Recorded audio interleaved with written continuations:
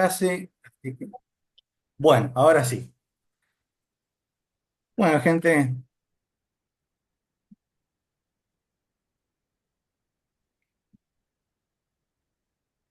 bueno, la materia nuestra, la que vamos a empezar a dar hoy teórico, bueno, es bases biológicas y químicas del cuerpo humano. ¿eh?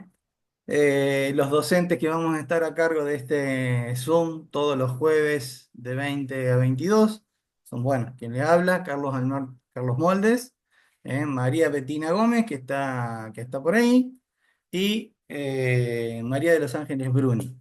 ¿Ah?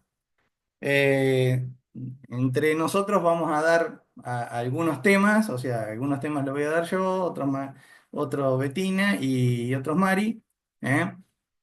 Para, bueno, para darle curso a esta materia. Mari, Betty, ¿quieren aportar, quieren decir alguna cosa? No, acá estamos, la cara Bueno. visible. Bueno, chicas, entonces vamos a arrancar esta clase y lo que quiero compartir con ustedes es este, un pequeño video para iniciar, ¿m? Que ahora les voy a compartir,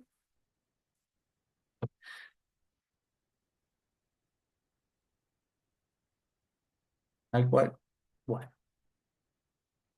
los invito a mirar.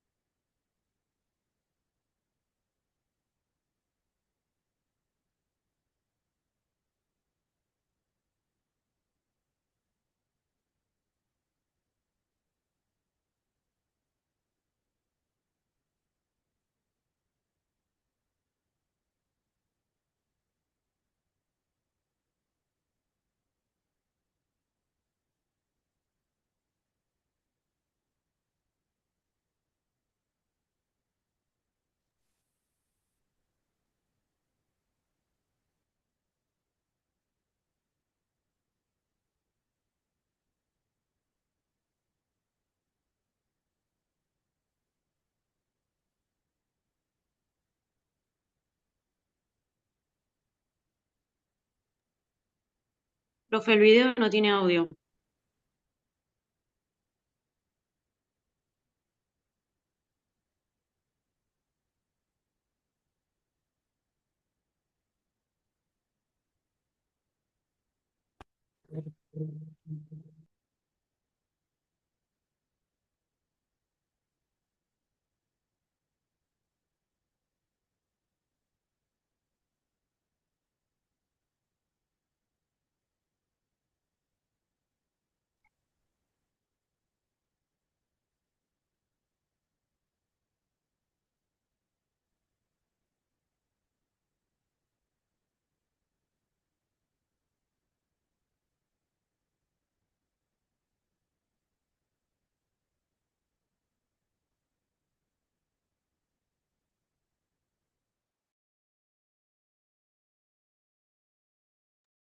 Profe, no se escucha el video.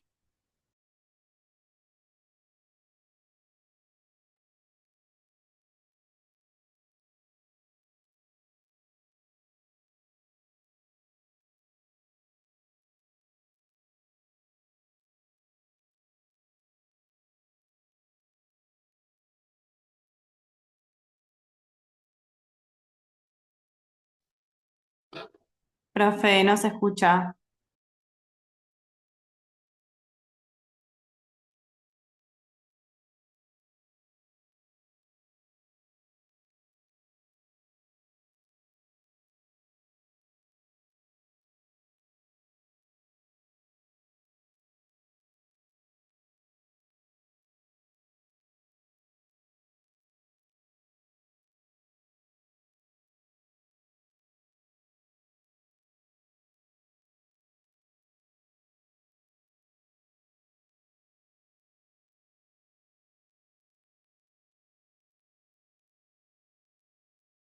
Bueno, bueno, el video no tenía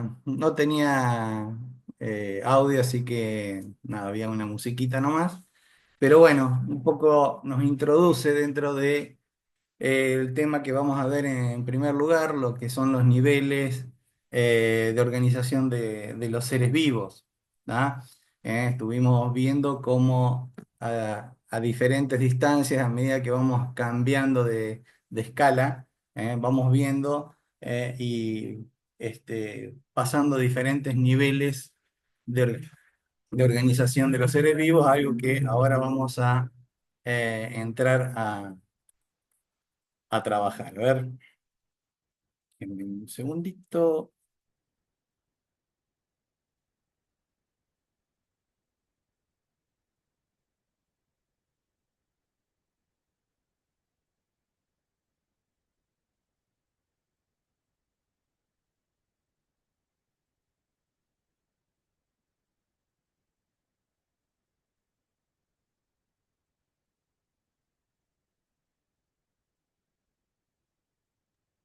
Bueno, bien. ¿Cuáles son los, o sea, ahora vamos a hablar de niveles de organización eh, Profe, de la materia y de los seres vivos? ¿Ah? Fíjense en el primer nivel que vamos a mirar, es aquel que está constituido por los Profe, disculpe que protones, le neutrones y interrumpa. electrones que forman el átomo. ¿Tá? A su vez, Profe, ¿me los escucha? Disculpe átomos, que le interrumpa. este, cuando se unen entre sí, forman o generan un nivel molecular, un nivel que es el nivel molecular, donde la unión de diferentes átomos va generando estructuras cada vez más complejas. Fíjense acá en el ejemplo del carbono, el nitrógeno, el hidrógeno eh, y el oxígeno, que se combinan para dar moléculas mucho más complejas, ¿eh? ¿eh? Como el ADN o las biomoléculas como los lípidos o los proteínas.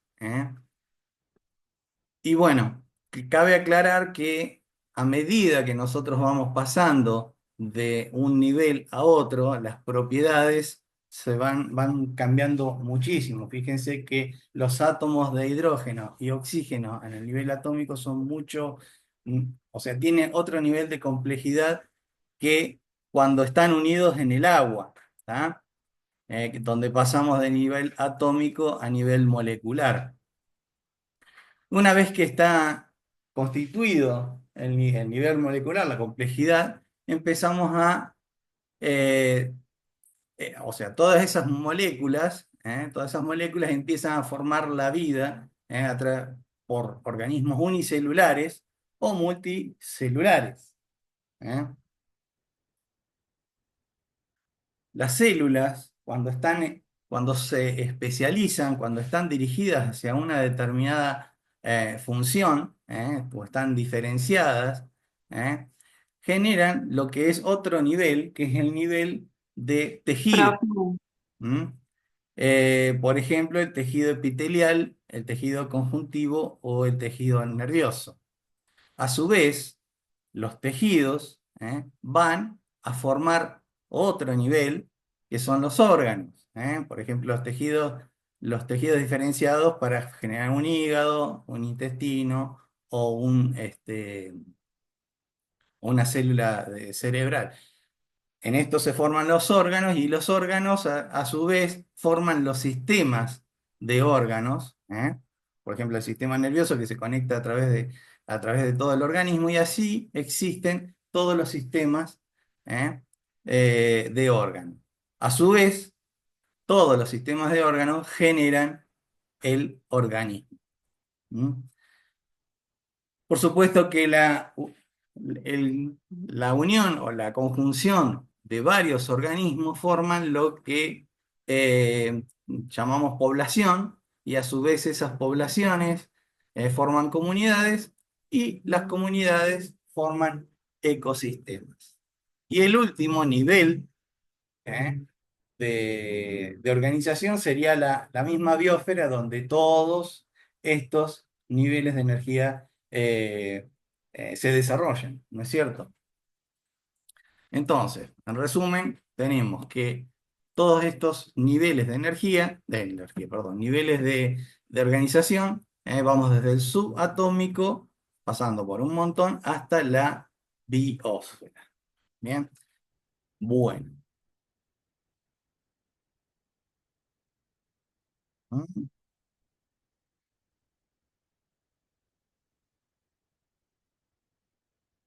Nos quedamos entonces un poco con esta cuestión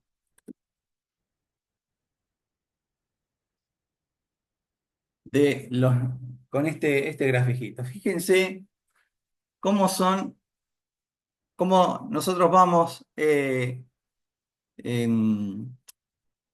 o sea, cambiando de escala, así como veíamos en el primer video, vamos desde un nivel subatómico, pasando por diferentes subniveles, hasta lo que nosotros llamamos la biosfera. En esta materia, bases biológicas y químicas del cuerpo humano, nosotros vamos a andar mucho por estos niveles que ustedes ven acá, hasta tejidos, más o menos.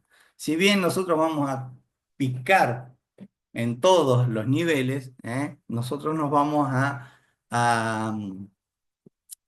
a concentrar, o por lo menos vamos a ahondar bastante entre el subatómico, ¿eh? y entre el subatómico, y entre los tejidos. En esos niveles vamos a estar. Más adelante, en materias posteriores, ustedes van a poder ir ahondando en otros niveles de organización de los seres vivos. ¿Ah? Así que, por lo pronto, vamos con lo que nos compete. ¿Mm? Esto que ven acá es una representación de un átomo. No es exactamente como se ve un átomo, pero es una representación bastante válida como para decir que un átomo está compuesta por partículas subatómicas, entre ellas tenemos protones y neutrones. En un átomo, este, eh, los protones y los neutrones se localizan en el núcleo atómico, ¿tá? En tanto que los electrones orbitan alrededor de ese núcleo, ¿tá? A su vez, estas partículas subatómicas poseen cargas eléctricas. ¿Mm? Y por ejemplo, los protones tienen cargas eléctricas positivas, ¿eh? Los neutrones no tienen cargas eléctricas y los electrones tienen carga negativa. ¿Mm? Eh, bien, fíjense, esto que está acá es el peso, lo que pesa un protón. ¿Tá? Fíjense que si nosotros vamos a pesarlo en gramos, este número es aproximadamente, o sea, es este que está acá, ¿eh? 0,000 con 24 lugares hasta 167. ¿Tá? Ese es el peso de un protón. O sea, es algo ínfimo, muy pequeño, este, eh, digamos, es un valor que inclusive es difícil de manejar para cualquier cálculo, para cualquier cosa. ¿Eh?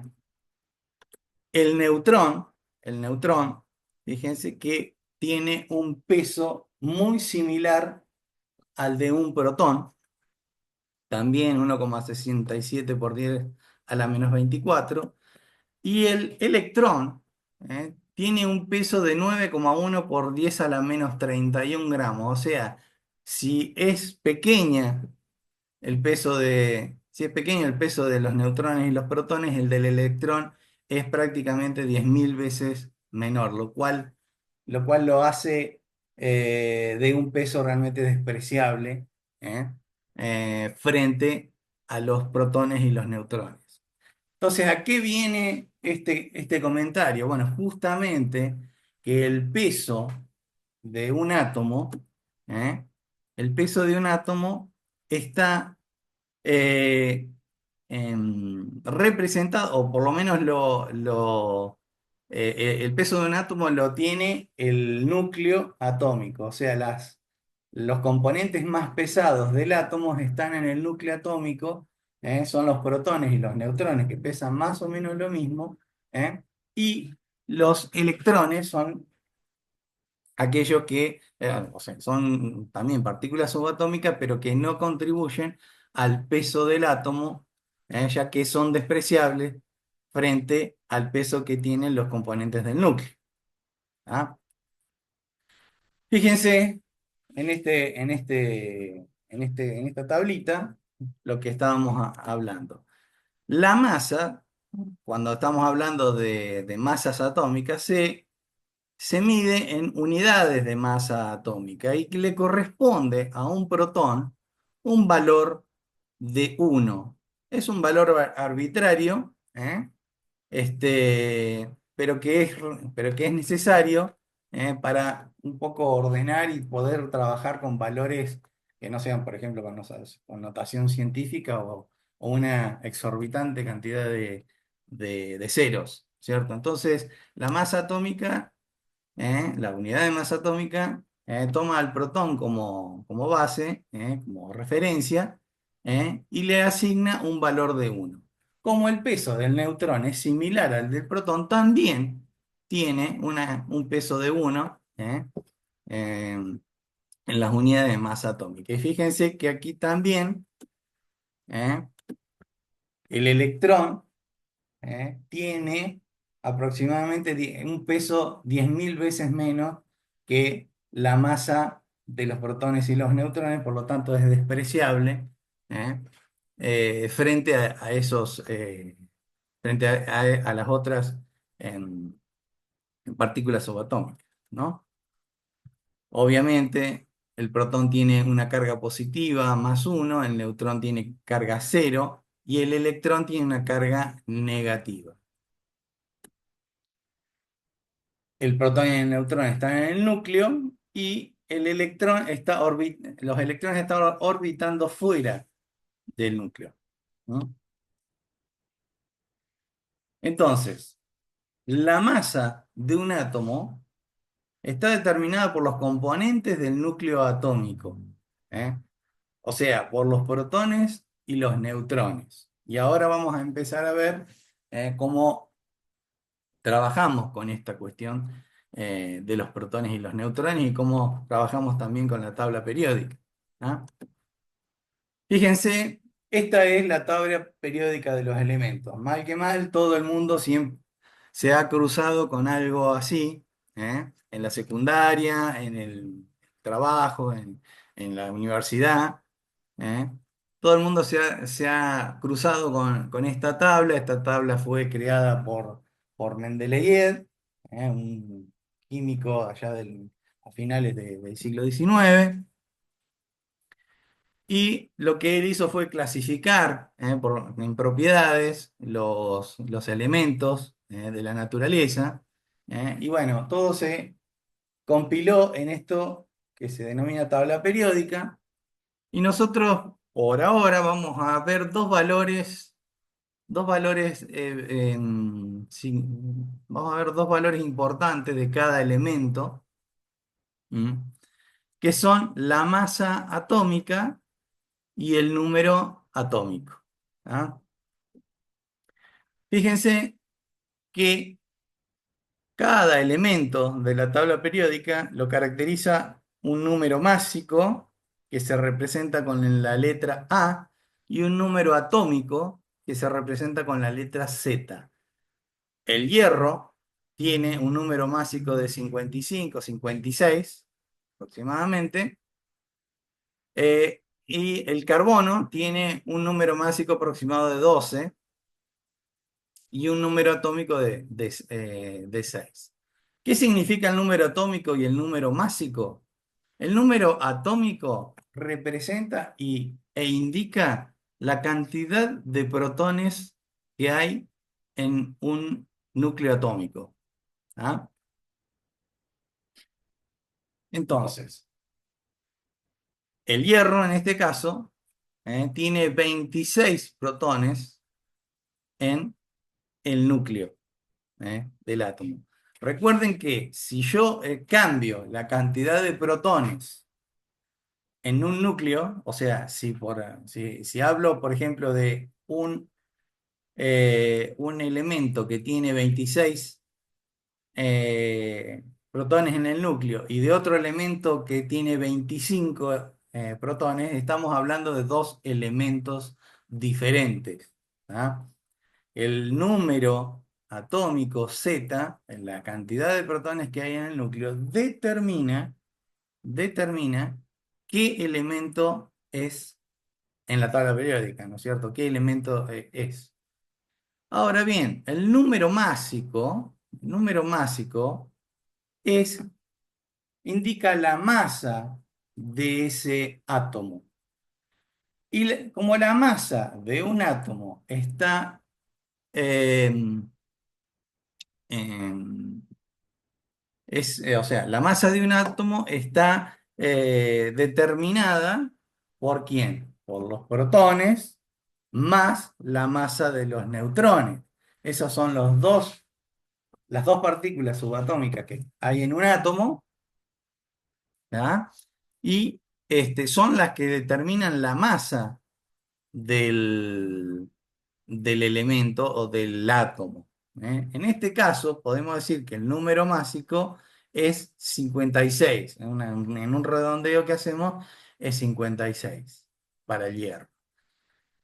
Fíjense que en la tabla periódica ustedes van a encontrar estos valores con decimales y cuestiones, pero en realidad no hay elementos que tengan números másicos eh, con, con números decimales, sino que son todos enteros. Justamente esta cuestión de los números decimales, ¿no? Eh, Esta cuestión de los números decimales tiene que ver con la cantidad de isótopos que tienen ese elemento y su abundancia relativa. Ahora vamos a ver bien qué es un isótopo. ¿Tá? Bien, obviamente lo que decimos, que el número másico, o sea, la masa de un átomo, está determinada por la cantidad de protones en el núcleo más la cantidad de neutrones en el núcleo. ¿Ah? Bien, entonces, fíjense, acá estamos hablando de isótopo del átomo de hierro. El átomo de hierro está en la naturaleza de cuatro formas. Obviamente el número atómico del hierro es 26, pero puede tener 28 neutrones, 30 neutrones, 31 neutrones o 32 neutrones. Como el elemento tiene 26 protones en el núcleo, ¿eh? Estos van a ser los diferentes isótopos del hierro. ¿Mm? Y va a formar cuatro tipos de átomos de hierro con cuatro números másicos diferentes. ¿Ah? Fíjense que ahí veíamos que si redondeábamos el valor decimal ¿eh? Del número másico en la tabla periódica nos daba 56. Bueno, ¿qué significa eso? Significa que hay 56, que el isótopo más abundante del hierro es el isótopo 56. Entonces tenemos todos estos isótopos del hierro, ¿m? Y el más abundante es el 56. Por otro lado, el átomo de carbono puede tener tres isótopos, ¿eh? Ya que su número atómico es 6, pero puede tener 6, 7 u 8 neutrones, ¿tá? Dando, eh, dando dando tres isótopos, el carbono 12, el carbono 13 y el carbono 14. ¿Ah? El carbono tiene tres isótopos y el más abundante de todos es justamente el carbono 12, que es con lo que nosotros estamos prácticamente hechos. ¿Ah? El carbono 14 es un carbono radioactivo, ¿eh? Que incluso se ha utilizado para datación de, de fósiles, ¿cierto? ¿Mm? Bueno, o sea, una manera eh, de indicar cómo se escribe o cómo se anota un isótopo es de la siguiente manera. Fíjense, esto sería el símbolo del elemento, arriba estaría Sería, masa, masa, arriba estaría el arriba número estaría másico, el número básico, abajo el abajo número el número Z, Z, y bueno, y bueno, para el hierro para el hierro tenemos que el tenemos que isótopo el cincuenta y isótopo cuatro, el isótopo 54, 56, isótopo 56, 57 y 58, esta 57 y sería la 58, notación de este sería cada la uno de los de cada isótopos, y para el carbono isótopos, y para el carbono tenemos tenemos carbono 12, 13 y carbono 12, 14, 13 y 14, y esa sería la y notación esa sería la para los notación diferentes. de los diferentes. Sí, está. Lucas, levantaste la mano, ¿querés decir alguna cosa? Hola, profe, buenas tardes. Sí. ¿Podría volver a la parte del principio que arrancó explicando el número desde la A igual Z más N, por Sí, favor? ahí te, Ahí te, ahí vuelvo. ahí bueno. Gracias.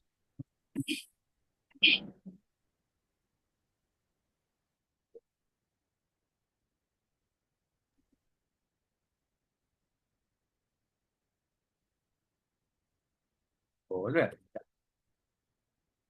Entonces, para saber, ¿eh?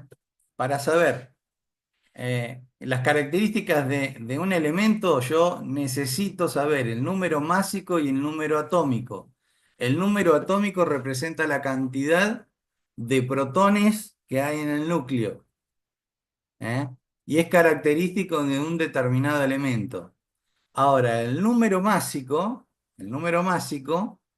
es la suma de la cantidad de protones que hay en el núcleo más la cantidad de neutrones, ¿eh? Habíamos dicho que la masa de un átomo está determinada por esas dos partículas subatómicas que están en el núcleo, ¿tá? Y que, bueno, si bien el número atómico no va a variar en el átomo, sí puede variar el número de neutrones, dando origen a los diferentes isótopos de los elementos. ¿Ah? ¿Para querer que puedo comprar?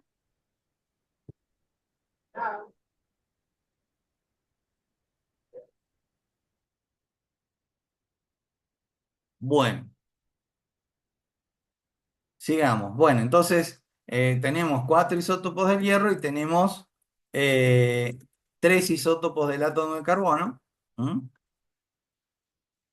Y esta sería la notación de cómo se escribe cada isótopo.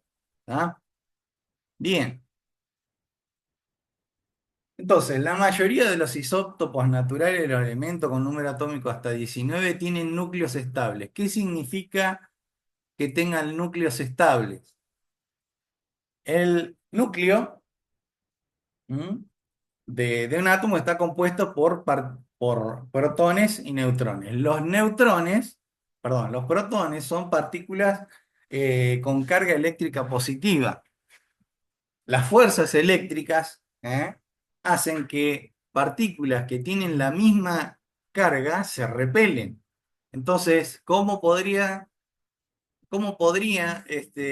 un núcleo estar juntos si es que las partículas, los protones se repelen? Bueno, en la naturaleza existe otra fuerza que es la fuerza de interacción fuerte, ¿eh? Que justamente es una fuerza que se ejerce a muy pequeña distancia y sobre partículas subatómicas, que hace que las partículas subatómicas se mantengan juntas en el núcleo. La fuerza de interacción fuerte y la fuerza de interacción débil son fuerzas de la naturaleza, así como lo son la fuerza magnética o la fuerza eléctrica. ¿Ah? Entonces, en tanto y en cuanto esa fuerza de interacción fuerte ¿eh? Mantengan, o sea, sean grandes y puedan mantener el núcleo del átomo eh, unido, entonces ese núcleo será estable. ¿Ah? Estable quiere decir que no se va a romper. ¿Eh? Ahora bien, ¿qué pasa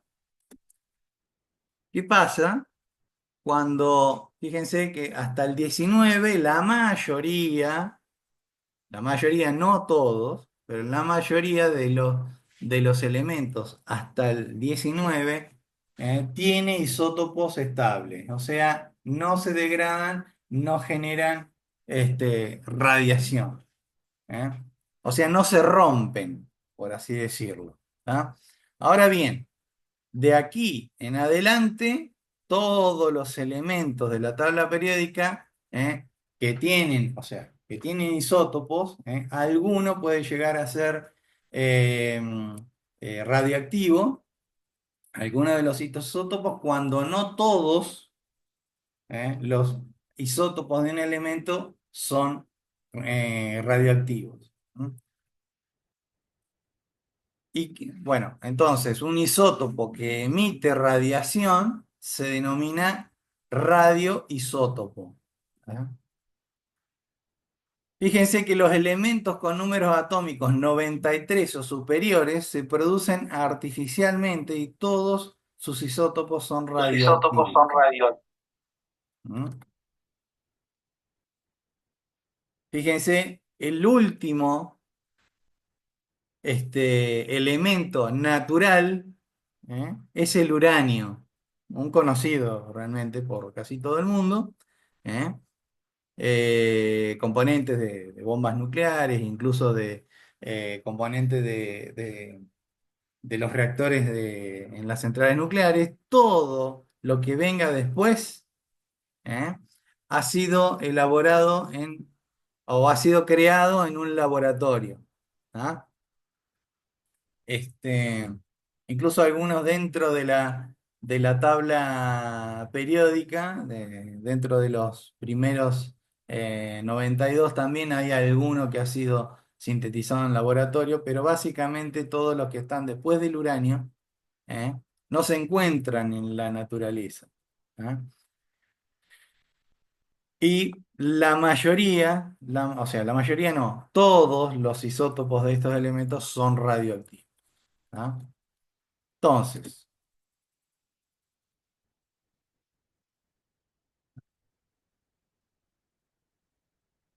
Entonces, fíjense que acá tenemos tres ejemplos de elementos que son radioactivos. Fíjense, el magnesio, que tiene un número másico 24, un número atómico de 12, o sea, tiene 12 protones en el núcleo y 24 tendría 12 neutrones en el núcleo. Este es un isótopo, es un isótopo estable. O sea, el magnesio puede tener en la naturaleza tres isótopos.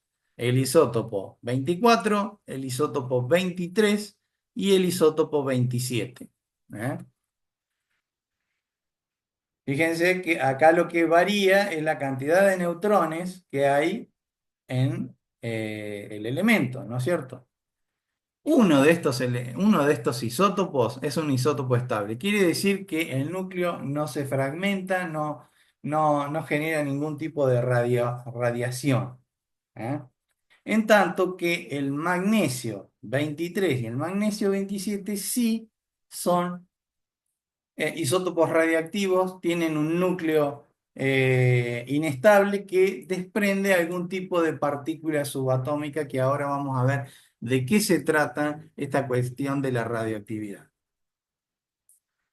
Fíjense que el yodo, el yodo también tiene tres isótopos, de los cuales el yodo 127 es un isótopo estable, en tanto que el 125 y el 131 son isótopos radioactivos. O sea, que el núcleo no se puede mantener como está, sino que se va degradando y va formando otras cosas.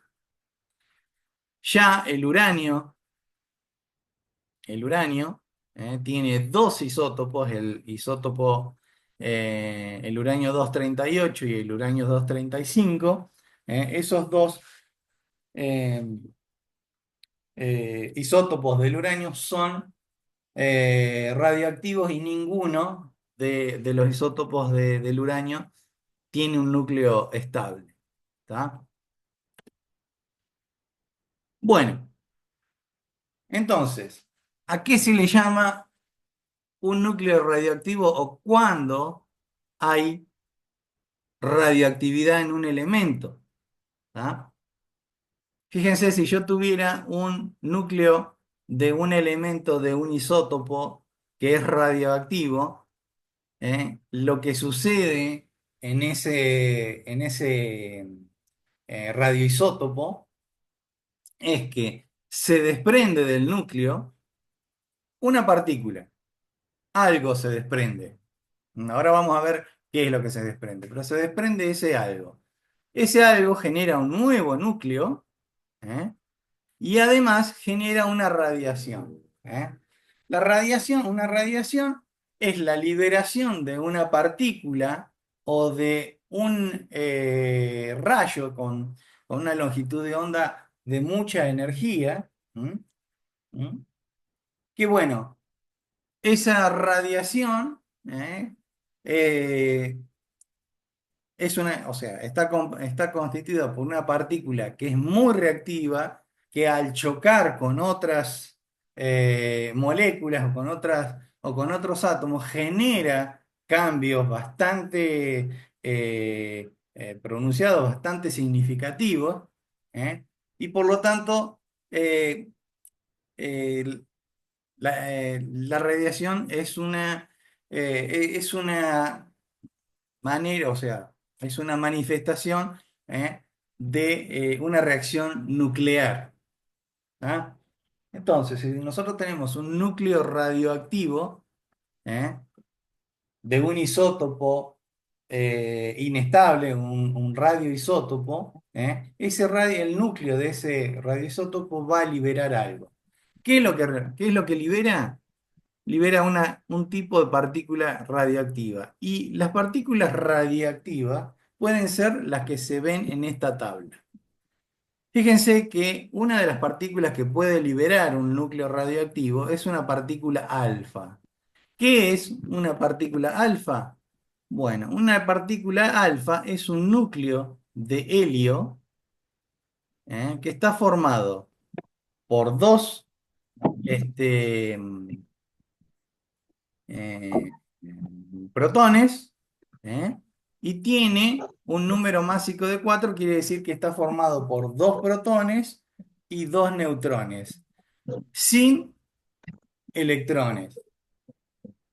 Por lo tanto, si no tiene electrones que compensen la carga positiva de los protones, Ay, Va a tener Dios. un número másico de 4. ¿Por qué? Porque dos neutrones más dos protones y una carga positiva de más 2. Esta partícula se puede liberar, a partir de un núcleo radioactivo. Después vamos a ver ejemplos de esto, y obviamente que al liberarse, esta partícula eh, tiene una carga energética muy grande, que al interactuar con otra molécula, otro átomo, va a generarle un cambio, va a generarle un cambio. Bien, entonces esta es una de las tantas partículas que puede liberar un núcleo radioactivo, una partícula alfa. Después están las partículas beta, que las partículas beta no son otra cosa que un electrón. No tienen masa, por eso el número másico 0, ¿eh? Eh, y tiene una carga negativa, o sea, tiene una carga negativa, o sea, es prácticamente un electrón que se libera a partir de, el decaimiento de un neutrón. Y por otro lado, otro de las partículas que pueden ser liberadas por un núcleo radioactivo es el positrón, que es lo mismo que el electrón, pero con carga positiva.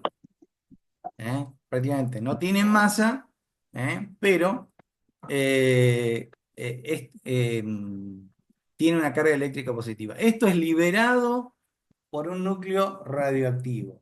Todas estas partículas, cuando interaccionan con otras moléculas o otros átomos, generan ba- eh, cambios bastante drásticos, ¿no?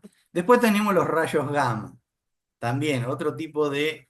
eh, allá el rayo gamma no es tanto una partícula, sino que es un rayo, con una longitud de onda muy pequeña, muy energética, que bueno,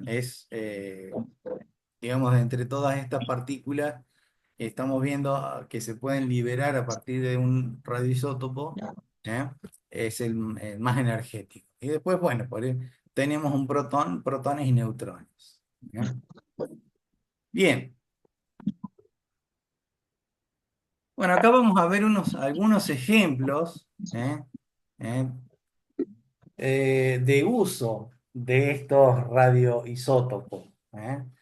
Fíjense que si nosotros tenemos un emisor alfa, lo que nos da como resultado son partículas alfa y un nuevo elemento que tiene eh, un número másico cambiado y un número atómico también cambiado. Fíjense, ese es el ejemplo del radón, perdón, del radio, que se transforma en radón. Fíjense que estamos hablando de un núcleo de 88 eh, protones en el núcleo, que se transforma en un elemento con 86 protones en el núcleo, se transforma el radio en radón y libera una partícula de helio, ¿eh? O sea, una partícula alfa.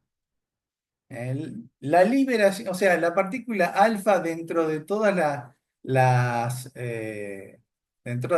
partículas radioactivas es la menos energética, ¿eh?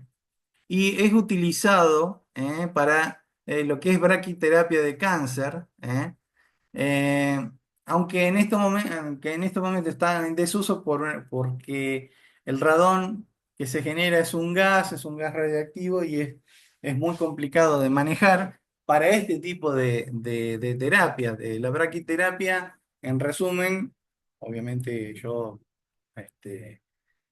me resuelvo un poco, porque no los conozco en la práctica a estas terapias. Pero bueno, la braquiterapia lo que hace es soltar un elemento radioactivo, en zonas localizadas donde están los tumores, como los tumores, y obviamente la radiación que genera el radón 88, o perdón, el radón 226, ¿eh? Esa radioactividad eh, actúa muy localmente, ¿tá? Entonces, se aplica bien localmente sobre los tumores, ¿eh? Ahora bien, esto es un tipo de terapia, o sea, es un tipo de elemento radioactivo que se utiliza en una terapia, en este tipo de terapia, la braquiterapia. Otro, ¿eh? este, eh, Otro de los tratamientos que se utilizan para cáncer implican emisores beta. Los emisores beta lo que hacen es este, liberar una partícula que es un electrón. ¿Eh?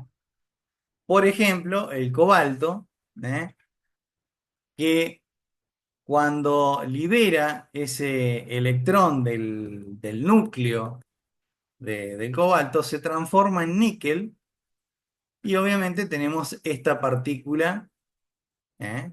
que se libera. ¿Tá? Este radioisótopo se utiliza también para radioterapia, para tratamiento de cáncer y tumores sin cirugía. ¿No? Estos dos que ustedes ven acá, los emisores alfa y los emisores beta, la radiación alfa y la radiación beta es dentro de todo las radiaciones menos energéticas y por eso se utilizan para tratamientos médicos. Ahora bien, los que vienen después, los emisores de positrones y el emisor gamma, el positrón y los rayos gamma son rayos o son radiaciones muy energéticas que atraviesan el cuerpo y por lo tanto se utilizan más en cuestiones de diagnóstico. Por ejemplo, el manganeso 49 ¿eh? libera un positrón, se transforma en cromo.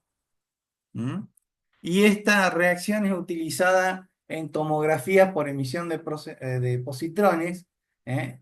Y se utiliza como marcador metabólico, ¿eh? Sobre todo porque este tipo de radiación interactúa con los metales, por ejemplo el hierro de la sangre, ¿eh? Eh, y genera marcadores que después uno o sea, van generando imágenes y se puede hacer un diagnóstico. ¿Tá? Lo mismo con los emisores gamma, por ejemplo, los tomógrafos computados trabajan con este compuesto o este radioisótopo que es el tecnecio, tecnecio 99, que libera rayos gamma. Este tecnecio 99M se transforma en un tecnecio 99, pero un isótopo estable con la liberación de rayos gamma. Esta reacción es utilizada para métodos de diagnóstico de detección de varios tipos de cánceres a través de estos tomógrafos computados. ¿Ah? Bien, bueno, lo que les decía, eh, a ver, voy a hacer una pausita. Eh, Bien, bueno, sí. Chicos, son las 20:50. ¿Eh? ¿Podríamos hacer un recreíto de 10 minutos? ¿Eh? Para ir eh, asimilando un poco toda esta nueva información.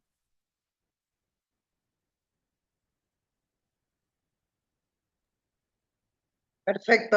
A las 9 nos volvemos a encontrar. A las 9 nos volvemos a encontrar. Bien. Bueno, profe.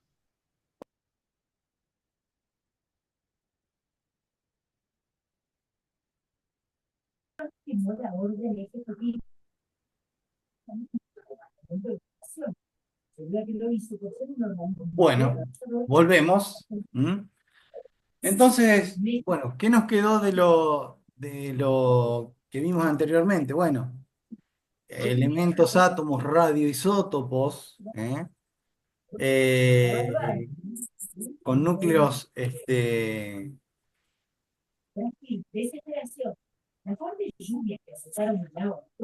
con núcleos radioactivos que emiten partículas radioactivas, tienen diferentes tipos de penetración y eh, diferentes tipos de efectos. ¿Eh? Fíjense que cuando hablamos de partículas alfa, las partículas alfa son aquellos núcleos de helio. ¿Ah? El núcleo de helio tiene dos protones y, y dos neutrones. Se supone que es una partícula, en comparación a las demás, bastante pesada y que no recorre una distancia muy grande una vez que es liberada. Fíjense que la distancia que recorre una partícula alfa cuando es liberada de un núcleo radioactivo es de 2 a 4 centímetros. ¿Esto por qué es así? Porque la partícula alfa enseguida interacciona con lo primero que encuentra, ¿eh? Que puede ser partículas de humedad, partículas de polvo en el aire. La interacción enseguida con él tiene un alcance muy corto. Por eso es que se utiliza, por ejemplo, en terapias, en braquiterapia, en terapias bien localizadas, para, para, ¿cómo se llama? Para tratamientos de tumores, ¿no es cierto? Fíjense, la distancia recorrida es muy baja, la penetración en los tejidos también es muy baja, 0,05 milímetros, y por lo tanto la protección que se requiere para este tipo de elementos radioactivos que liberan partículas alfa, ¿eh? Eh, puede ser un delantal de papel, puede ser la misma ropa que te proteja, de estas partículas alfa. ¿Ah? Son muy bajas energéticamente, tienen muy poco alcance, y por eso es que dentro de todas las radiaciones es una de las más leves o la menos reactiva de todas. No obstante, el efecto que genera una partícula alfa es significativo, o sea, porque son todas estas partículas eh, radioactivas, al chocar, ya hoy lo veníamos diciendo, al chocar con otras moléculas, al chocar con otros elementos, genera la ionización de esos elementos, de esas moléculas, y por lo tanto hay un cambio drástico en lo que choca, digamos. ¿Ah? Y bueno, una fuente habitual de partículas alfa es este radio 226 que recién hace un ratito vimos en uno de los ejemplos. Con la nariz. Bien, las partículas beta, ¿se acuerdan? Las partículas beta eran partículas que no tenían masa, pero que tenían carga negativa, eran como los electrones, eran partículas, eran electrones. Y fíjense que ya la, la distancia que recorre en el aire ya es un poco más larga, allá alcanza eh, alcanzan más distancias, de 2 metros a 3 metros, y tiene una penetrabilidad en los tejidos un poco mayor, de 4 a 5 milímetros. ¿Tá? Eh, para esto se requiere ¿eh? una un grado de protección más alto, Bueno, acá lo que dice es ropa fuerte, una bata de laboratorio y guantes. Cuando habla de ropa fuerte, habla de ropa gruesa y de algún material un material sintético, ¿eh? Ya que estas partículas beta son más penetrantes. ¿Ah? Y una de las fuentes habituales es el carbono 14. ¿No? Y fíjense los rayos gamma. Estos rayos son los que se utilizan en los tomógrafos computados. ¿Tá? Ya la distancia recorrida a través del aire es mucho mayor. ¿Eh? Este, y la penetración en los tejidos, fíjense, de 50 centímetros o más. O sea, atraviesa todo el cuerpo, por eso se utiliza en equipamientos de diagnóstico, para hacer tomografía. ¿Eh? Y uno de los, eh, eh, y uno de los elementos que lo genera es el tecnesio 99, y también vimos en un ejemplo anterior. ¿Ah? Ya para protegerse de estos rayos se requiere una habitación recubierta de plomo o hormigones muy gruesos, ¿eh? Para poder eh,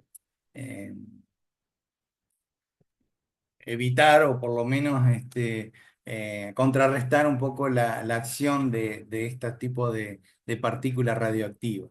¿Ah? Bien, fíjense que o sea, justamente estas partículas radioactivas, para cuidarse y para protegerse de ellos, se toman diferentes tipos de cuidados. Primeramente, lo que hay que evitar es la exposición. ¿Eh? Cuanto menos tiempo se esté cerca de la fuente, menor es la dosis recibida. ¿Eh? Recuerden que nosotros, a pesar de todos los cuidados que podamos tener, siempre estaremos expuestos a algún tipo de radiación. ¿Eh?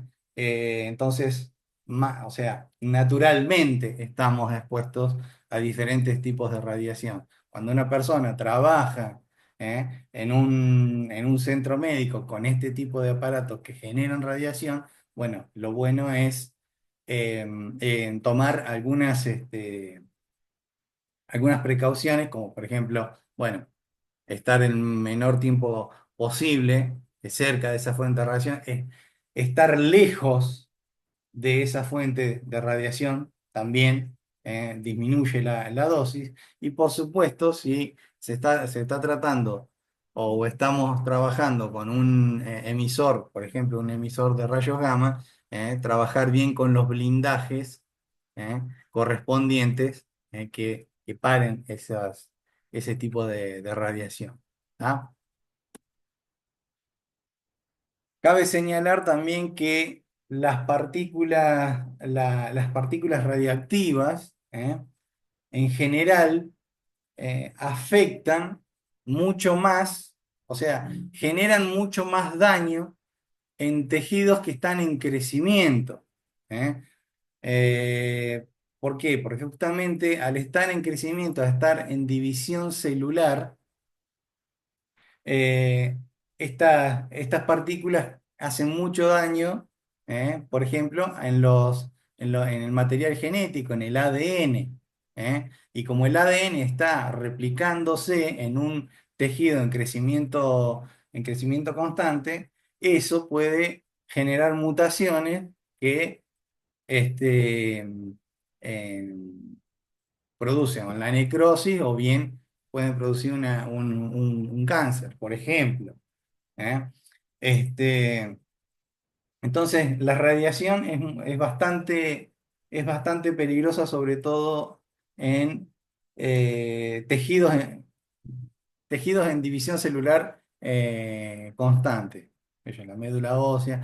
Los niños tienen la tasa de crecimiento celular de un niño siempre es bastante acelerada, por lo tanto, es más susceptible a un daño por una radiación. ¿Tá? Bien. A su vez, esto que viene, que justamente este tipo de terapias se utilizan en tumores porque justamente los cánceres siempre se trata de la formación de un tejido con crecimiento descontrolado. ¿Ah? Entonces, eh, en- cuando una célula tumoral tiene una mutación o un cambio en el ADN que afecta justamente el control de la división celular, haciendo que se prolifere mucho más rápido y por lo tanto se forma un tumor. Estas radiaciones justamente y como afectan más a los tejidos en crecimiento, es que por eso se utilizan en terapias para cánceres o para tumores cancerígenos. ¿Eh?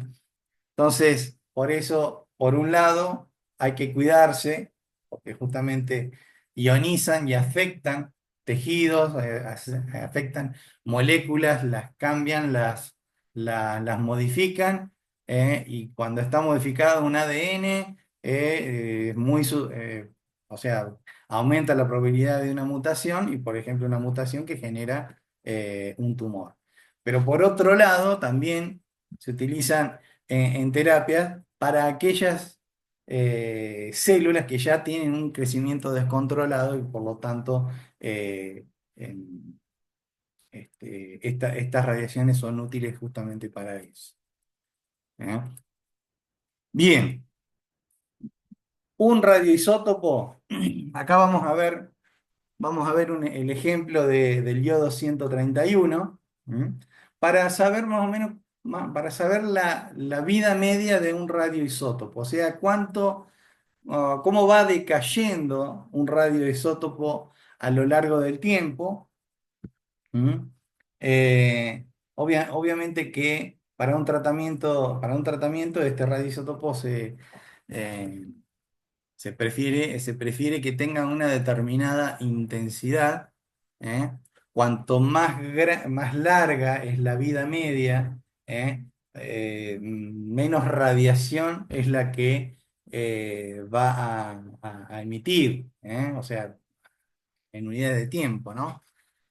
En el caso de el yodo 131, bueno, la vida media de este radioisótopo se define como el tiempo que tarda en desintegrarse la mitad de la muestra de- en cuestión. Por ejemplo, si nosotros tenemos 20 gramos de yodo 131, si el yodo 131 tarda aproximadamente 8 días ¿eh? en, en hacer esta reacción y generar la mitad, o sea, perder la mitad del yodo. ¿Eh? O sea, si yo arranqué de 20, la mitad de 20 gramos es 10 gramos. Bueno, en 8 días el yodo decayó, ¿m? Y se formaron 10 gramos, decayó la mitad de la cantidad inicial. Ese es el tiempo de vida media de este radioisótopo. ¿Ah? Hay radioisótopos que tienen vidas medias mucho más largas y hay radioisótopos que tienen vidas medias mucho más cortas. ¿Tá? Fíjense, y también fíjense que la, el decaimiento se da en una forma, eh, eh, ¿ya?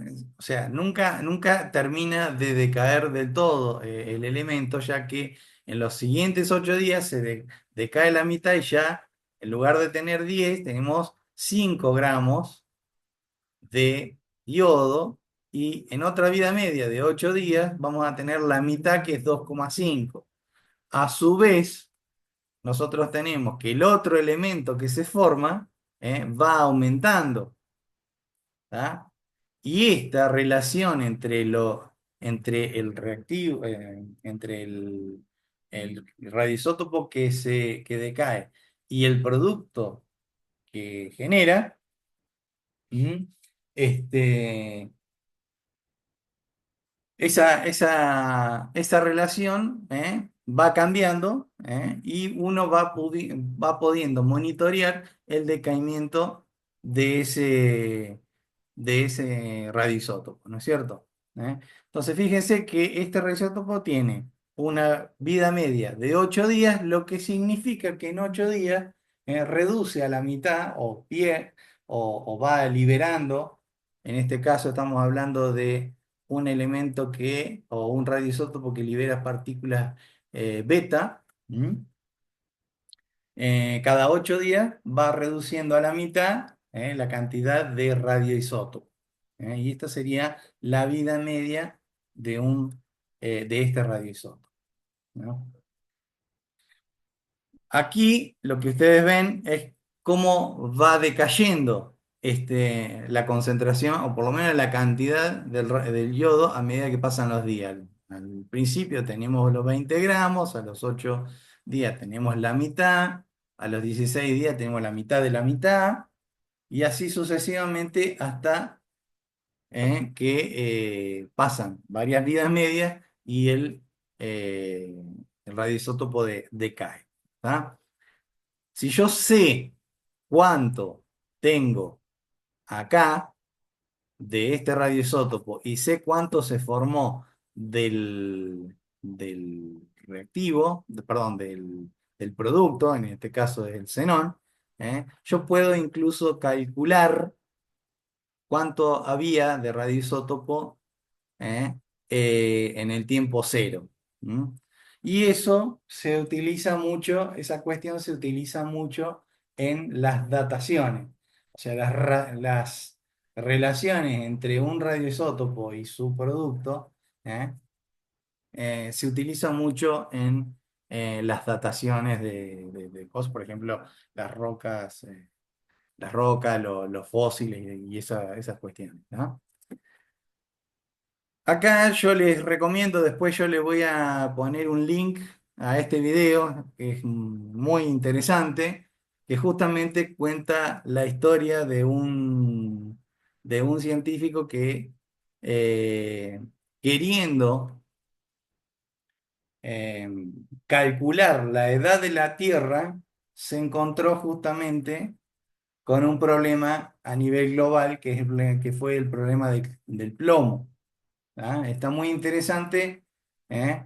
Eh, este señor lo que quiso hacer es calcular la edad de la Tierra en meteoritos o en rocas primigenias, ¿eh? Midiendo la relación que había entre uranio y plomo, que el plomo es un producto de decaimiento del uranio, ahí en este video lo explica, y justamente el problema con que se encontró este señor, que se llama Clay Patterson, es que no podía encontrar valores coherentes de plomo, y ahí fue que él descubrió que había un problema muy grande a nivel global con la cantidad de plomo en el ambiente. Está muy bueno. Yo recomiendo ver este video, un poco también para entender son estas cuestiones y para qué todas las utilidades que tiene el, eh, los radioisótopos. ¿Ah? Bueno, fíjense que nosotros hasta ahora hemos estado trabajando o hemos estado hablando de este nivel, el subatómico. ¿Ah? Y cómo y un poco también del nivel, o sea, de estos dos estuvimos hablando, tanto del nivel subatómico como el atómico. ¿Tá? Y un poco para continuar con esta cuestión, vamos a empezar a lidiar, o sea, o vamos a empezar a abarcar también, o vamos a pasar de este nivel atómico al molecular. ¿Tá? Vamos a hacer algo bien simple antes que termine la clase. ¿Mm?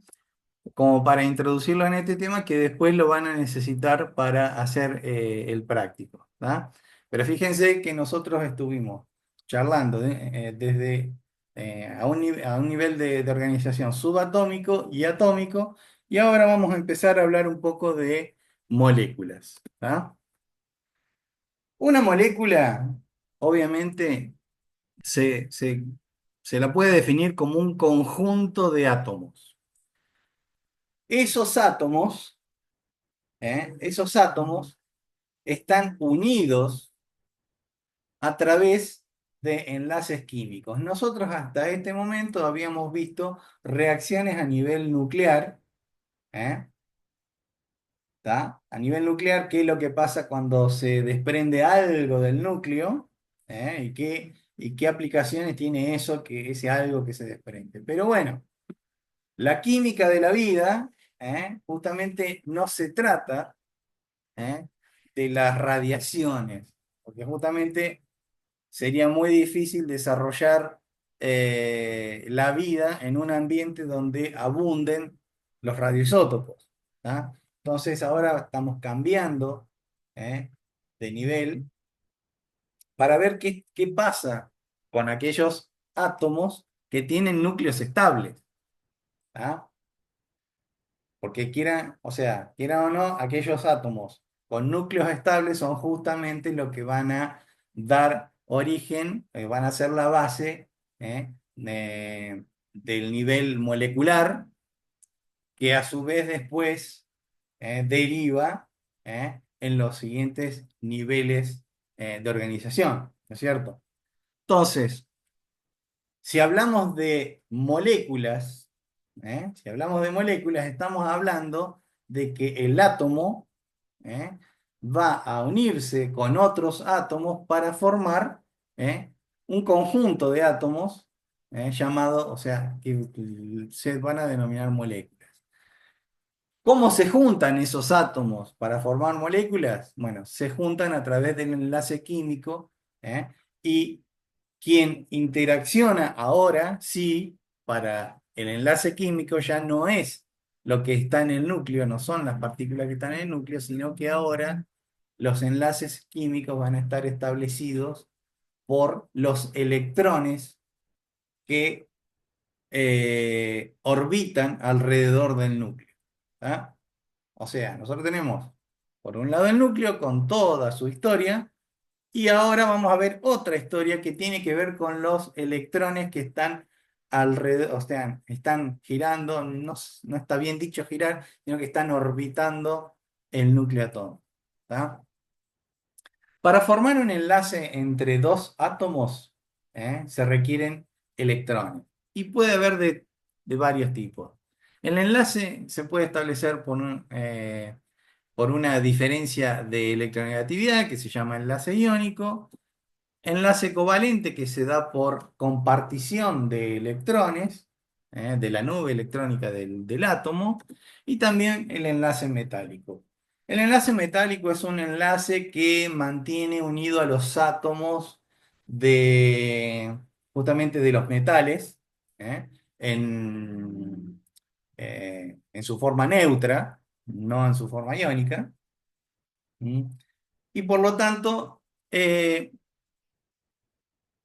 o sea, ese no lo vamos a ver mucho, vamos a charlar un poco más del enlace iónico y del enlace covalente, que son los que generan moléculas que posteriormente van a terminar, o vamos a terminar, en lo que son las moléculas que o sea, las moléculas que dan lugar a la vida.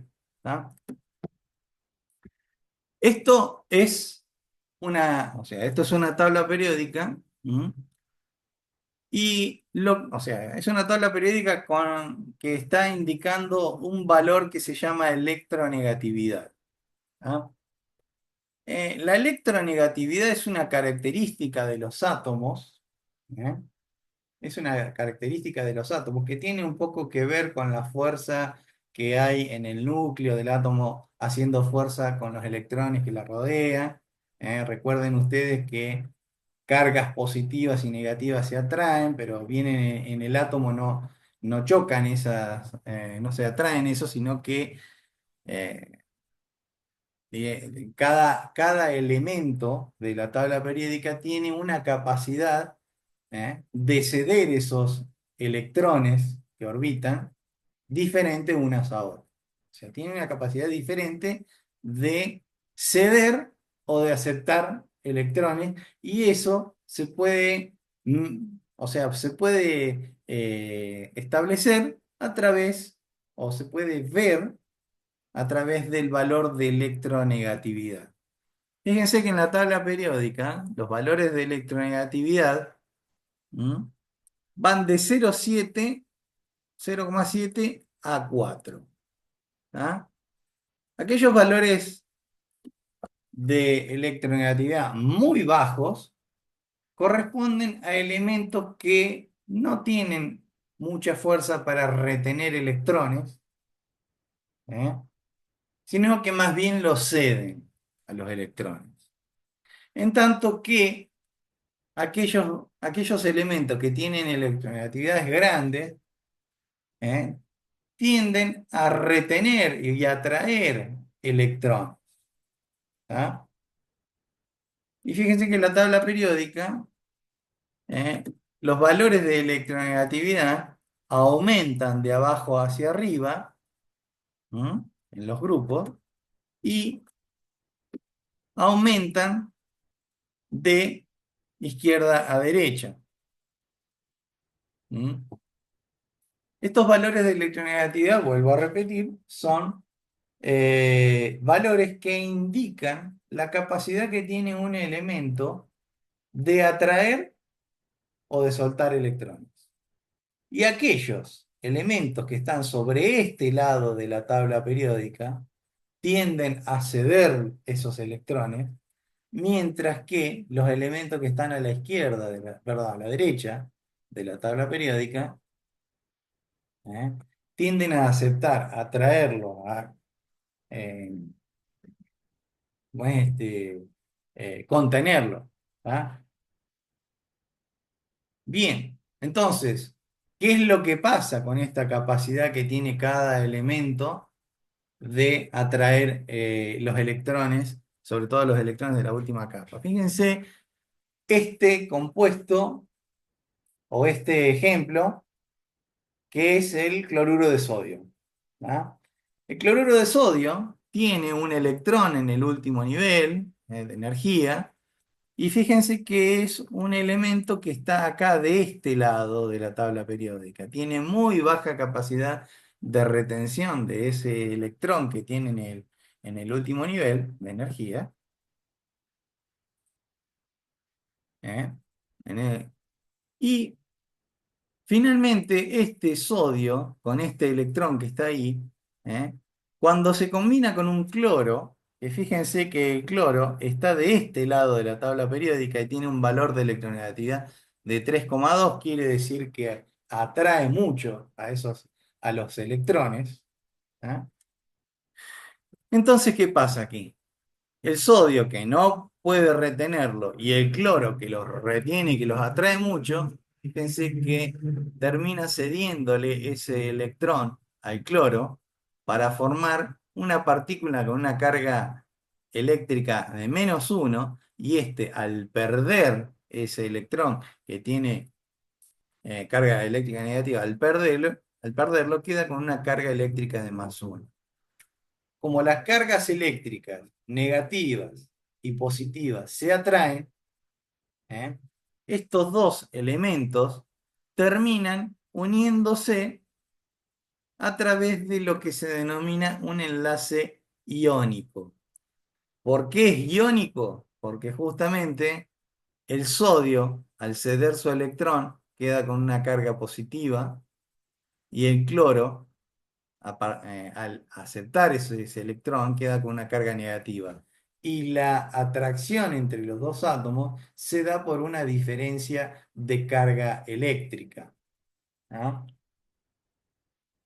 Esto que ustedes ven acá no es otra cosa que el cloruro de sodio, cuya fórmula molecular es esta, cloruro de sodio. Ahora bien, cuando estamos hablando de elementos con una electronegatividad similar, fíjense que el hidrógeno tiene una electronegatividad de 2,2. Cuando se intenta unir con otro átomo de hidrógeno, con otro átomo de hidrógeno, ¿qué es lo que sucede? Este hidrógeno tira de los electrones con la misma fuerza que este otro hidrógeno. Entonces, ambos dos tienen las mismas fuerzas para atraer esos electrones y por lo tanto, aquí no se va a formar un enlace por diferencia de carga eléctrica, sino que este hidrógeno necesita de este electrón y este hidrógeno necesita de este electrón para formar lo que se denomina un enlace covalente. El enlace covalente es un enlace que se da por compartición de electrones entre dos átomos. ¿Mm? Y fíjense que ya una vez que estos dos se unen a través de este enlace covalente, ya no son átomos individuales, sino que empiezan a formar parte de una molécula que es la molécula de hidrógeno 2.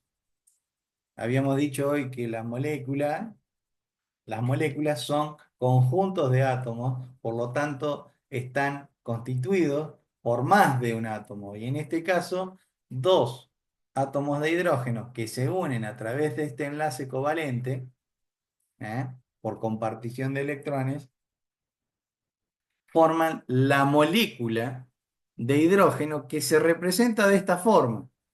La fórmula molecular del hidrógeno es hidrógeno 2. ¿Por qué? Porque justamente hay dos hidrógenos formando esta molécula. Vamos con otro ejemplo. Fíjense, este es el oxígeno. Acá tenemos dos átomos de oxígeno. ¿eh? Dos átomos de oxígeno que tienen 6 electrones en el último nivel, y que van a compartir dos pares de electrones, ¿eh? Este par y este otro par, y este otro par, y finalmente van a establecer un enlace por compartición de dos pares de electrones. O sea, comparten estos dos pares de electrones. ¿eh?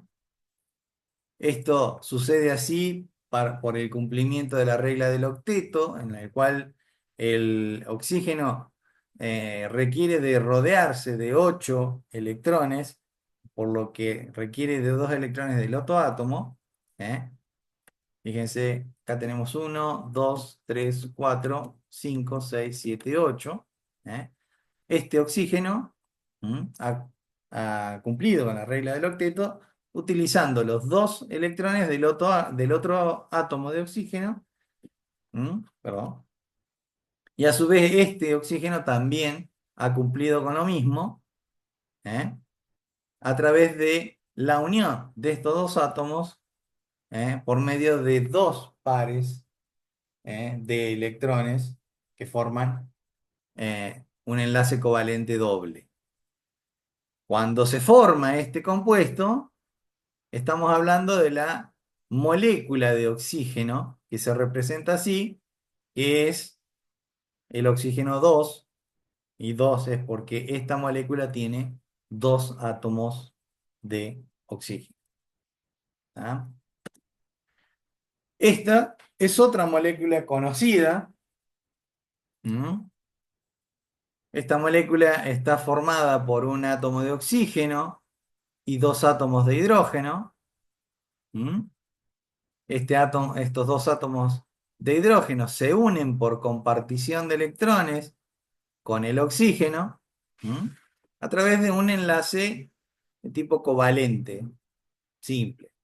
¿Tá? Si bien el hidrógeno y el oxígeno no tienen electronegatividades iguales, esa diferencia de electronegatividad es muy pequeña, por lo que también se establece un enlace ¿eh? por compartición de un par de electrones. Y fíjense que la fórmula molecular de esto es H2O, lo que indica que esta molécula tiene dos átomos de hidrógeno y una, cuando no dice nada acá, y tiene una de oxígeno. ¿Ah? Esta es la fórmula molecular de este compuesto, ¿ah? Que es ni más ni menos que el agua. ¿Ah? Bien. Otro también que es conocido es este compuesto. También el átomo de carbono está unido a dos átomos de oxígeno a través de la compartición de dos pares de electrones, formando enlaces covalentes dobles entre el carbono y el oxígeno. Fíjense que esta molécula está formada por dos átomos de oxígeno y uno de carbono, ¿m? Y la fórmula molecular sería CO2, que es el CO2, es otra cosa que el dióxido de carbono, una molécula también ampliamente reconocida eh, en muchos ámbitos, ¿cierto? Bien, no los quiero asustar, pero fíjense que a medida que nosotros vamos uniendo diferentes átomos, las moléculas se van complejizando cada vez más, ¿ah? Hasta formar cosas muy complejas como por ejemplo un ácido nucleico, una proteína, ¿eh? Un polisacárido como el almidón o como el glucógeno. ¿No? Estas uniones químicas que dan lugar a las moléculas ¿eh? tienen, obviamente, algunos de los elementos tienen la capacidad de ser muy, o sea, muy diversa la cantidad de compuestos que pueden formar. Por ejemplo, el átomo de carbono, que con sus 4 electrones, que puede formar 4 enlaces, da lugar a la formación de casi todo las moléculas de la vida. ¿Ah? Eso es algo que vamos a ver más adelante, más en detalle. ¿eh? Y, pero bueno, no se asusten que lo vamos a ir viendo a través de todo el cuatrimestre, todos estos compuestos. ¿Ah? Sí vamos a ver cómo son las fórmulas moleculares de algunos compuestos conocidos, como por ejemplo el paracetamol. ¿eh? La molécula de paracetamol es esta. ¿eh? Está compuesta por 8 carbonos, 9 hidrógenos, un nitrógeno y 2 oxígenos. Esta es la molécula ¿eh? de paracetamol y esta sería la fórmula molecular del paracetamol. ¿Mm? Otro que también es bastante conocido es el ibuprofeno. Esta es la molécula de ibuprofeno. ¿Mm? Y esta es la fórmula molecular, la cual tiene 13 carbonos, 18 hidrógenos y 2 oxígenos. ¿Ah? La amoxicilina es un antibiótico bastante conocido. Esta es su molécula y esta, fíjense que es su fórmula molecular. La fórmula molecular contiene 16 carbonos, 19 hidrógenos, 3 nitrógenos, 5 oxígenos y un átomo de azufre. ¿Mm? Ese átomo de azufre, por ejemplo, está acá. si nosotros contamos la cantidad de carbonos, oxígeno, hidrógeno y nitrógeno de esta molécula, vamos a encontrar esta fórmula molecular. Este es un analgésico muy conocido, no es un analgésico, ya, digamos que se utiliza como calmante, ¿no? Que es el diazepam. Esta es su molécula y esta es la fórmula molecular. Lo mismo que el omeprazol, esta es su molécula y esta es la fórmula molecular, ¿no? Fíjense que pasamos de moléculas que tenían dos átomos, como el oxígeno, o el hidrógeno, o el cloruro de sodio, ¿m?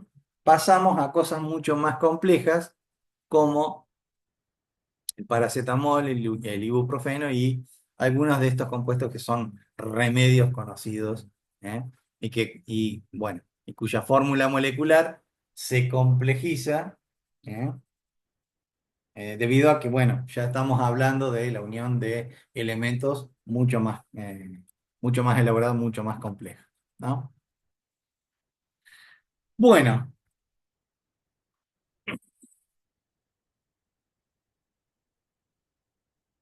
vamos a ver, vamos a ver algunas correspondencias entre lo que es la cantidad de materia que contiene un átomo y una molécula, ¿tá?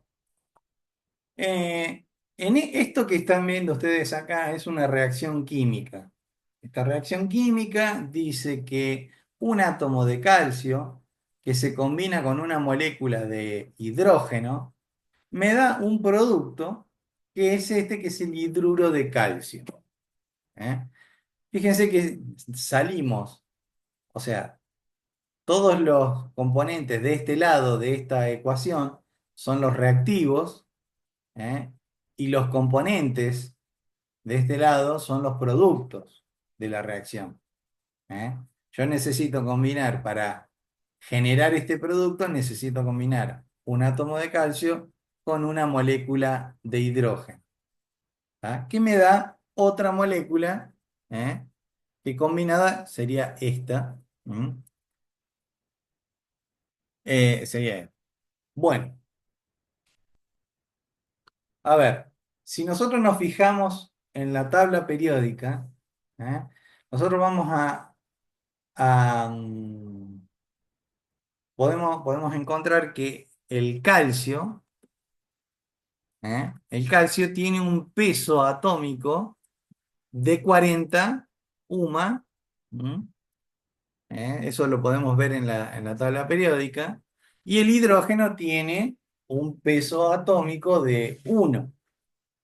El átomo de hidrógeno tiene un peso atómico de 1, con lo cual indica que la molécula que está constituida por dos átomos de hidrógeno, va a tener un peso molecular final de 2 unidades de masa atómica.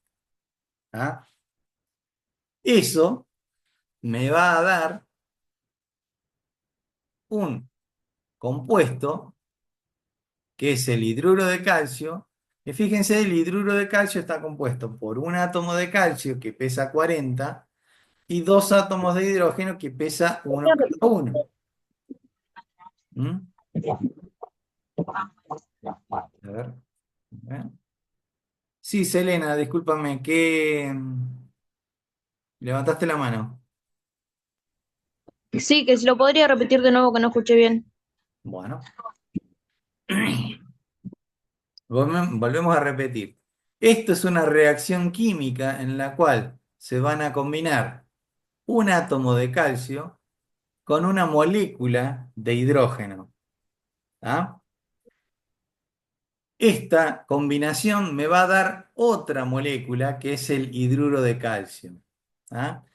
Fíjense que según la tabla periódica, el calcio tiene un peso atómico, una masa atómica de 40 unidades de masa atómica, según la tabla periódica.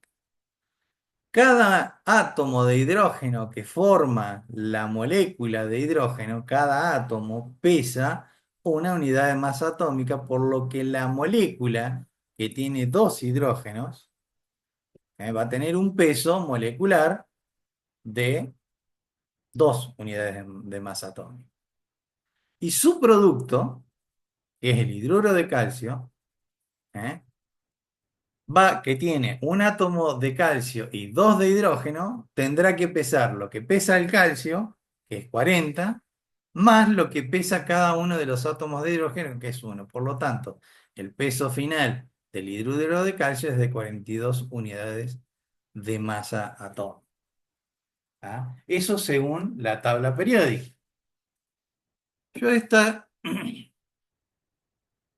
yo voy a hacer una trampita por ahora y voy a transformar esas unidades de masa atómica en gramos. ¿Tá? Entonces yo puedo decir que 40 gramos de calcio que se combinan con 2 gramos de hidrógeno de molecular me van a dar 42 gramos de hidruro de calcio. ¿Tá? Bueno, entonces a partir de ahora yo voy a definir, ¿eh? Con esta trampita voy a definir lo que es un mol de materia. ¿Tá? Según la última definición de lo que es un mol es la cantidad de sustancia que contiene exactamente 6,02 por 10 a la 23 entidades elementales, pudiendo ser estas entidades átomos, moléculas, electrones, etc. Quiere decir que si yo tengo 6,02 por 10 a la 23 átomos de calcio, tengo un mol de calcio. Así se define lo que es mol.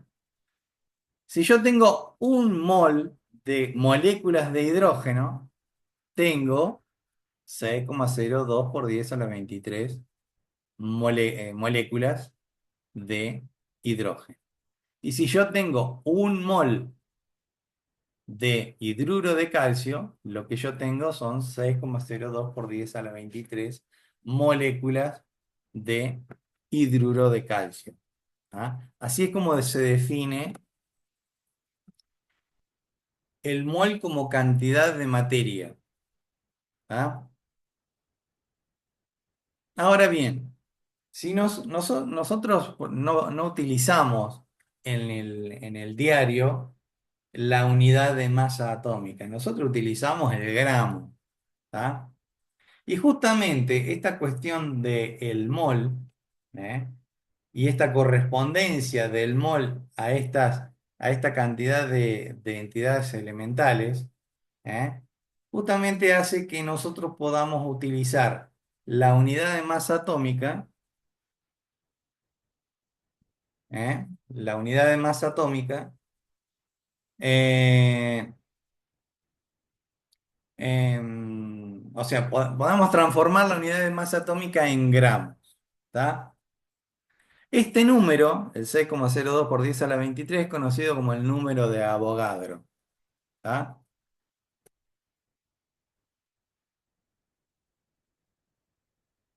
Bien. Entonces, si yo en lugar de decir que tengo 40 UMA de calcio, tengo 40 gramos de calcio que reaccionan con 2 gramos, en lugar de decir 2 UMA de hidrógeno, decimos que reaccionan con 2 gramos, que me dan 42 gramos, estamos diciendo prácticamente que un mol de calcio reacciona con un mol de hidrógeno para formar un mol de hidruro de calcio. ¿Ah? Entonces, fíjense que ahí estamos estableciendo una relación, entre lo que es la cantidad de, de moles de una sustancia, que corresponden a la cantidad en gramos, que equivalen a su peso molecular o a su peso atómico. ¿Ah? Entonces, un mol de calcio más un mol o sea, que se combina con un mol de hidrógeno, me va a dar un mol de hidruro de calcio. Quiere decir que 6,02 por 10 a la 23 átomos de calcio, este es un número larguísimo, muy grande, se van a poder combinar con 6,02 por 10 a la 23 moléculas de hidrógeno, moléculas, ¿eh? Para darme 6,02 por 10 a la 23 moléculas de hidruro de calcio. ¿Ah? Entonces, entonces encontramos aquí correspondencias entre cantidades de materias y cantidades que se pueden manejar y que son de uso común, como por ejemplo el gramo de materia. ¿Eh? Y relacionamos los gramos de materia con la cantidad de mol de materia con la cantidad de átomos o moléculas de materia. ¿Ah? Fíjense que existe una correspondencia, o sea, yo puedo transformar moles en gramos utilizando los pesos atómicos y peso molecular de lo que estemos considerando, o sea, un elemento, o sea, una molécula, ¿eh? Y podemos transformarlo también, estos pesos, en números de átomos o moléculas siguiendo esta misma correlación. ¿Ah? Bien, veamos un ejemplo entonces. Este es el ibuprofeno. ¿Mm? El ibuprofeno tiene una fórmula molecular que tiene 8 átomos de carbono, 9 átomos de hidrógeno, un átomo de nitrógeno y 2 de oxígeno. Esta sería la molécula de ibuprofeno. Fíjense que yo para calcular el peso molecular del ibuprofeno, ¿eh? Yo tengo que calcular que 12, que es el peso atómico del carbono, 12 gramos, eso se ve en la tabla periódica, ¿eh? Lo multiplico por 8 átomos de carbono y voy sumando, fíjense, 12 gramos que pesan 8 átomos de carbono, 1 gramo por 9 átomos de hidrógeno, 14 gramos, que es lo que pesa el nitrógeno, según la tabla periódica, por 1, porque hay uno solo, y 16 gramos, que es lo que pesa el átomo de oxígeno, según la tabla periódica, ¿m? Por 2 átomos de oxígeno, que es la cantidad de oxígeno que hay en esa molécula. Eso me da un total de 151 gramos, esta cuentita da 151 gramos por molécula de ibuprofeno. Esos 151 gramos es lo que pesa una molécula de ibuprofeno. ¿Ah? Así calculamos el peso molecular de un compuesto. Y bueno, en este caso tomamos la fórmula molecular y vamos contando, vamos sumando los pesos de cada uno de los elementos que la componen, multiplicando obviamente la cantidad de cada uno de los elementos que componen la molécula. ¿Ah? Y fíjense que estos 151 gramos de ibuprofeno equivalen a 1 mol de ibuprofeno. O sea que el peso molecular del ibuprofeno equivale a 1 mol de ibuprofeno. Entonces, yo cuando diga, tengo 1 mol de ibuprofeno, alguien me puede decir, pero ¿cuántos gramos son esos? Bueno, son 151 gramos de ibuprofeno. ¿Ah? Por otro lado, en 1 mol de ibuprofeno hay 6,02 por 10 a la 23 moléculas de ibuprofeno. Entonces alguien me puede venir a decir, bueno, yo tengo 1 mol de ibuprofeno, ¿cuántas moléculas hay de ibuprofeno en eso? Y bueno, si yo tengo 1 mol, entonces en ese mol hay 6,02 por 10 a la 23 moléculas de ibuprofeno. Y por último, ¿eh? Como yo sé que ese 6,02 por 10 a la 23 moléculas de ibuprofeno, equivalen a un mol de ibuprofeno, y ese mol de ibuprofeno pesa 151 gramos, es que yo puedo decir que 6,02 por 10 a la 23 moléculas de ibuprofeno van a pesar 151 gramos. ¿Eh? Se ve o sea, aquí se puede ver esta correspondencia en la cual yo puedo eh, en transformar moles en gramos, gramos en número de átomos, ¿eh? Y hay números de átomos en moles. Y esto va en doble sentido porque teniendo el dato de uno, yo puedo calcular el otro. Para cualquier molécula, ¿eh? formada por átomos, ya que los átomos tienen un peso atómico y que cuando esos átomos forman una molécula, ¿eh? esa molécula va a tener un peso molecular, ¿ah? Que equivalen a una determinada cantidad de moles y a una determinada cantidad de moléculas. ¿Ah? Bueno, gente, yo creo que hay mucha información acá como para digerir, ¿eh? Ya que esto que estamos viendo acá va a ser lo que necesitamos entender para la próxima clase, que es cuando veamos cómo manejamos soluciones acuosas, y sobre todo la concentración de esas soluciones. ¿Eh? Ustedes en su carrera se van a encontrar con que tienen que aplicar remedios líquidos, por ejemplo, las bolsas de suero, ¿eh? Y esas bolsas de suero a veces van con algunos remedios, antibióticos, calmantes, analgésicos. Bueno, entonces la idea es que nosotros empecemos a entender lo que son las cantidades de estas moléculas para después aplicarlas o ponerlas en un contexto de ¿eh? una solución líquida, la cual se va a aplicar a un paciente. ¿Ah? En la próxima clase nos vamos a concentrar bien en lo que son soluciones, de estos compuestos de estas moléculas. ¿Ah? Eso es todo lo que vamos a ver hoy. Si tienen alguna consulta, alguna pregunta, pueden hacerla en este momento.